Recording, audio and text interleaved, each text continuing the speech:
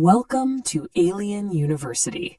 Today's masterclass focuses on a primitive yet highly effective Earthling technology, rocket propulsion.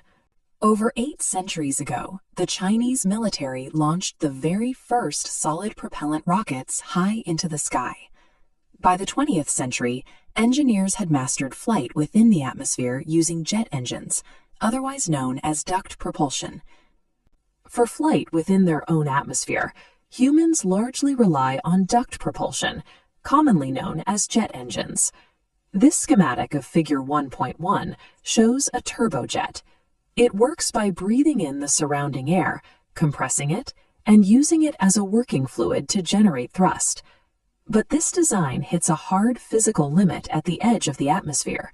In the vacuum of space, there is no oxygen to burn, and no air to push against. The engine simply starves. To leave the planet, an Earth vehicle cannot rely on its outside environment. It has to bring its entire environment along for the ride. The earliest solution to this self-contained flight problem dates back over 800 years.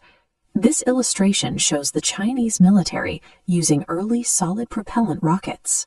By 1903, the Russian pioneer Konstantin Tsiolkovsky derived the basic rocket equation, proving mathematically that reaching space was possible.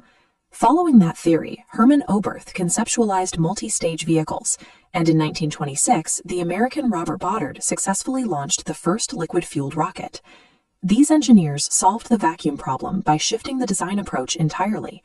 A true spacecraft must carry both its own energy source and its own working fluid, the propellant, internally. Let's examine chemical rocket propulsion. Figure 1.3 outlines a liquid rocket engine. The feed system pumps pressurized fuel and oxidizer from storage tanks. These liquids are forced into the thrust chamber, where they ignite, producing hot, high-pressure gases. Next comes a process called thermodynamic expansion. The internal energy of that hot gas is converted into kinetic energy as it is forced out through a specifically shaped supersonic nozzle. The pressure against the chamber walls pushes the vehicle forward. Chemical combustion provides enormous amounts of raw thrust. However, it is highly inefficient, requiring the vehicle to carry massive payloads of heavy liquid fuel. Even with that severe weight penalty, this violent chemical reaction remains the only method powerful enough to overcome Earth's gravitational pull. But chemical combustion is just one option. Table 1-1 classifies propulsion devices by their energy source, listing chemical alongside nuclear and solar alternatives. Nuclear thermal rockets, for instance, use a fission reactor to heat liquid hydrogen.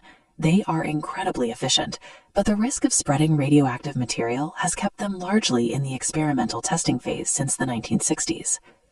Then we have electric propulsion. Figure 1-9 diagrams an ion rocket. Instead of using combustion, it uses solar or nuclear electric power to strip electrons from a gas, creating ions. It then accelerates those ions out the back using strong electrostatic fields. This introduces the concept of specific impulse, a measure of fuel efficiency.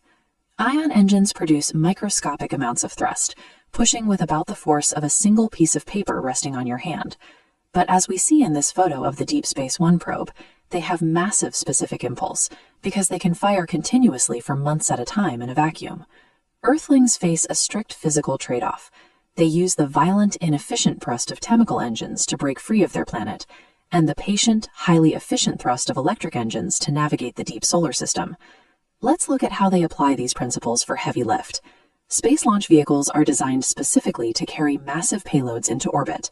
This historical photograph captures a massive Titan III launch vehicle lifting off. It uses a combination of liquid rocket engines and large solid propellant strap-on motors to generate millions of pounds of sustained thrust. To maximize efficiency, these vehicles use a technique called staging. Once a lower booster expends its fuel, it becomes useless weight. The vehicle will discard it mid-flight, allowing the upper stages to accelerate the remaining payload much faster. Given the limitations of chemical fuel, dragging empty tanks all the way to orbit would prevent the vehicle from ever reaching the necessary velocity. Dropping that mass is a strict mathematical necessity. Once in orbit, the mission requires precision rather than raw power. Figure 113 illustrates the reusable Space Shuttle orbiter. Look closely at the nose and tail sections. These house the attitude control systems, small clusters of thrusters providing short, precise pulses that allow the crew to rotate the craft and maintain stability in zero gravity. These exact same thermodynamic principles are also scaled for Earth-bound defense, combining solid rockets with air-breathing ramjets in complex missile technology. By categorizing their energy sources and mastering thermodynamic expansion, humans have engineered a customized thrust mechanism for every environment, from sea level to the outer edges of their solar system. Class dismissed.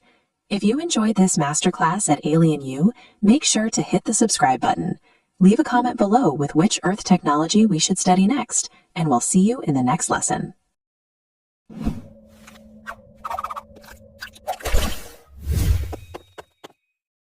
Enroll.